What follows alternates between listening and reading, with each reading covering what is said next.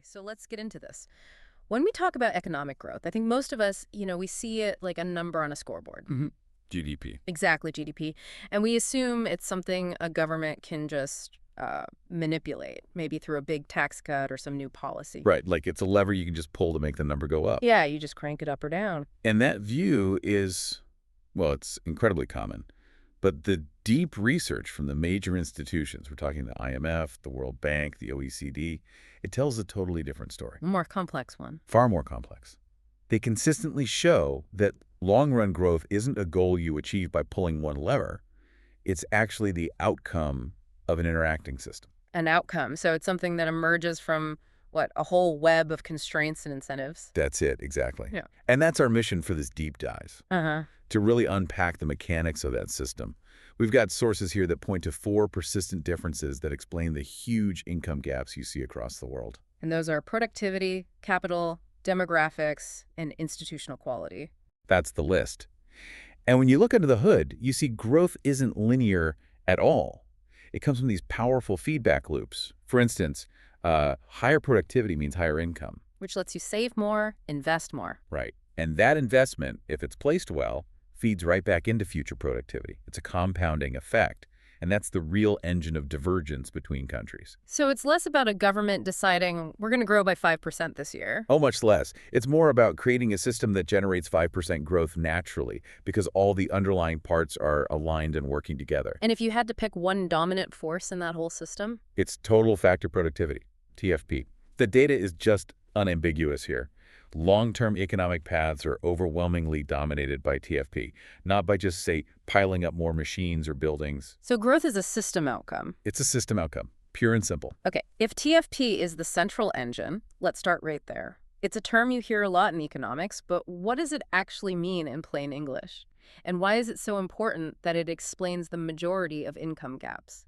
Right, so productivity is basically the efficiency dividend. It's how effectively you transform labor and capital into actual output. Getting more out of the same inputs. Precisely. Producing more cars with the same number of workers and the same factory.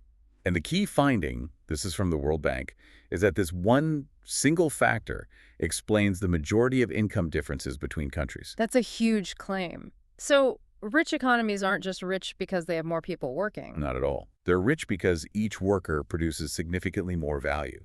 It's all about working smarter, using better technology, better processes. And this happens on 2 levels, right? At the firm level and then economy-wide. Exactly. At the firm level, it's the obvious stuff. Yeah. New tech, better management, a slicker supply chain. But at the macro level, the economy-wide level, it all comes down to the efficient organization of your resources. And this is where things can go wrong. This is where the pain starts. So you could have a brilliant startup with amazing tech, but if they can't get the right people or they can't secure a loan because all those resources are stuck somewhere else, then the whole economy misses out. Yeah. You've just hit on the critical vulnerability, misallocation. Misallocation. When you have weak institutions or bad incentives, they create barriers. So labor and capital get stuck. They just sit in old, low-productivity firms. Like a struggling state-owned company or a business that's protected by political connections. Exactly, instead of flowing to the high-productivity innovators. And this drags down the aggregate productivity of the entire country. It's like having a city full of supercars, but they're all stuck in a massive traffic jam. Nothing moves efficiently. Nothing. And that aggregate effect is so important for you to understand because it ties directly to that compounding we mentioned. Right, the path dependence. Yeah. So imagine 2 countries, A and B. They're identical today. But country A manages to improve its TFP by just 0.5% more per year. Seems tiny. It does. But you compound that over 50 years, and the result isn't a small income gap. It's a massive divergence. You could double the gap in their living standards. It's a measurable result of learning, innovation, and just relentless efficient allocation. So TFP sets the long-term slope of the path, but you still need fuel to move along that path, which brings us to capital. Capital accumulation. Right. Investment in machinery, software, infrastructure. It's obviously critical. But the sources we looked at, especially from the OECD, say its role is, well, pretty constrained. The constraint is a classic in economics, diminishing returns. Okay. The idea is that increasing capital per worker only raises output up to a certain point. Think about digging a ditch. Your first shovel is a massive productivity boost compared to using your bare hands. A total game changer. A huge game changer. A second shovel for a second worker, also great. But a third shovel for those same two people. Maybe a tiny bit useful. Yep. 100 shovels. Zero benefit. The marginal gain just drops off a cliff. And this explains why you often see such rapid growth in early-stage developing economies. Because they're getting those first few shovels, the first roads, the first power grids. That's capital deepening. Precisely. But for an advanced economy, simply adding more basic infrastructure yields less and less. They've already got plenty of shovels. So the limiting factor isn't the amount of capital anymore. No, it's the efficiency with which they use it. They have to rely on TFP. You don't need another shovel, you need a backhoe. That's a leap in productivity. Which means capital is more of an amplifier than a primary engine. It just scales up whatever underlying TFP you have. It cannot and does not substitute for productivity.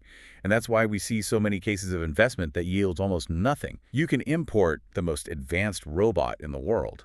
But if you don't have skilled workers to run it, or a functioning financial system to allocate the loan for it, or even a legal system to protect it, that capital is wasted. It's misallocated. And we have seen the consequences of trying to force growth this way, just by pumping up investment without the TFP to back it up. you get a short-term boom. A boom? Sure. Lots of construction, GDP spikes. But if there are no underlying productivity gains to support those investments, you're just building on a foundation of sand. It's hollow growth that invites a crisis. Okay, so capital is constrained, TFP has to be the focus, but both of those are shaped by the workforce itself, the people. Which brings us to our third component, Mm-hmm. demographics. Yeah. This one is slow-moving, but it is incredibly powerful. It sets these long-run constraints on everything else. And the IMF has a lot to say about this. A lot. They show how the age structure of a population just fundamentally shapes a country's potential. It determines your labor supply, your dependency ratios, so non-workers to workers, even how much your country saves. We hear a lot about the demographic dividend, this idea that a youthful population is this automatic ticket to growth. Right, the magic bullet? But what do the sources say needs to happen for that dividend to actually, pay off? Well, the dividend is real, in theory. It's that period where your working age population is growing much faster than the dependent population, the very young and the old. So it frees up resources. It does. But the IMF is very clear that this is conditional. The potential boost only turns into actual growth if there are jobs, and crucially, productivity opportunities for all those new workers. So without the right institutional framework, without that TFP growth we've been talking about, a youth bulge just becomes a burden. It becomes a huge burden. It just dilutes the capital you already have. You end up with high unemployment, maybe even a fall in living standards, no dividend at all. And now we're seeing the opposite problem in a lot of advanced economies. Aging populations. What kind of constraint does that put on the system? It's a massive constraint. Aging shrinks your labor supply while at the same time putting huge fiscal pressure on the system. Healthcare, pensions. All of it. It completely changes the growth equation. High productivity growth stops being a competitive advantage and becomes a necessity just to stand still. Just to maintain existing living standards. Exactly. If your workforce is shrinking, every single worker left has to produce more just to keep the economy from going backward. What's really striking here is the time horizon. The decisions you make today about, say, education, they don't really affect your national TFP for decades. The time horizons are immense. The aging trends we see today are already locking in growth constraints for the 2040s and 2050s. It just reinforces that this is a patient, complex, systemic process. So we have productivity setting the pace, capital is the amplifier, and demographics shaping the workforce. But something has to hold it all together. And that is the binding agent. Institutions. The rule's the game. That's the perfect way to put it. The World Bank is really clear on this. Institutions, the formal and informal rules, the norms, how they're enforced, they determine how effectively the other three factors can even work. They shape every incentive in the entire economy. So institutions are basically the software running the whole system. They're the traffic light system that either lets resources flow or blocks them completely. They are. And when that software is buggy, when you have weak institutions, you get distorted incentives. That leads to the massive misallocation we talked about, and that leads to persistent low productivity. What economists call growth traps. Exactly. Growth traps. Can you break that down? Give us a concrete example of an institutional failure causing a growth trap. Sure. Take contract enforcement. If you can't trust the courts to uphold an agreement, Why would you risk your money on a big long-term project? You wouldn't. You'd stick to short-term, low-risk stuff. Which means low innovation. Or think about weak competition policy. If the government protects inefficient, politically connected firms, then new, high-productivity innovators can never break in. So capital and labor stay trapped in those old, inefficient companies. Forever. Yeah. And it's not just about the rules themselves, but the state's capacity to implement them. You can build a beautiful new university. That's a capital investment. But if the curriculum is outdated, or the teachers are unmotivated because the institution is poorly managed, the return on that investment is tiny. The institution failed to turn capital into productivity. And the sources also draw this really important distinction between two types of institutions: inclusive versus extractive. A critical distinction. Inclusive institutions are the ones that let lots of people participate. They protect property rights for everyone, they reward innovation, they let new firms challenge old ones. Which leads to sustainable, broad-based growth. And extractive institutions do the opposite. They might generate huge gains, but only for a tiny elite.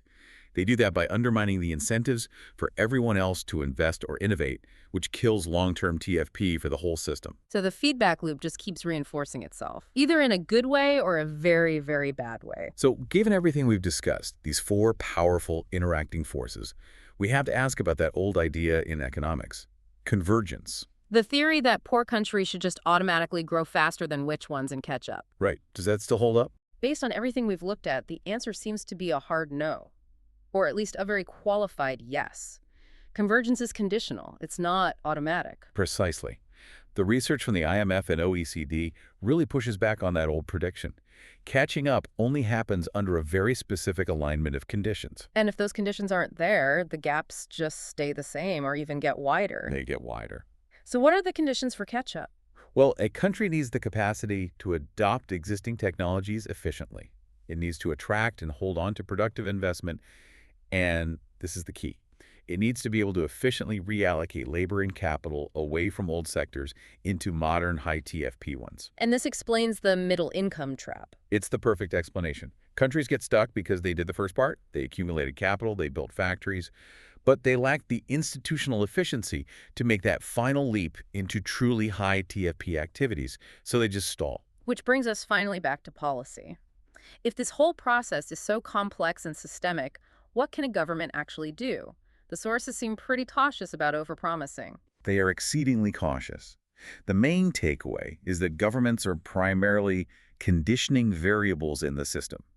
They aren't the prime movers. They can't just command an engineer to have a breakthrough idea. Exactly. They can't force TFP to happen. That's an emergent property of the system. So what can policy do effectively then? Policy has to focus on improving the environment, the soil, not the plant. So that means focusing on the quality of education, not just building schools, improving infrastructure efficiency, not just paving more roads, and strengthening institutional capacity, especially courts and regulators. And it all requires credibility over the long term. Absolutely. Because these structural factors change so slowly, you need sustained, credible commitment. If a government passes a great law, but everyone expects it to be reversed next year, no one will respond. The system won't invest for the long term. That was a phenomenal deep dive. So to quickly synthesize everything, economic growth isn't a policy lever, it's an outcome. It emerges from this powerful interacting system of productivity, capital, demographics, and institutions. And it's the compounding effect of TFP that really determines a country's long-run path. Right.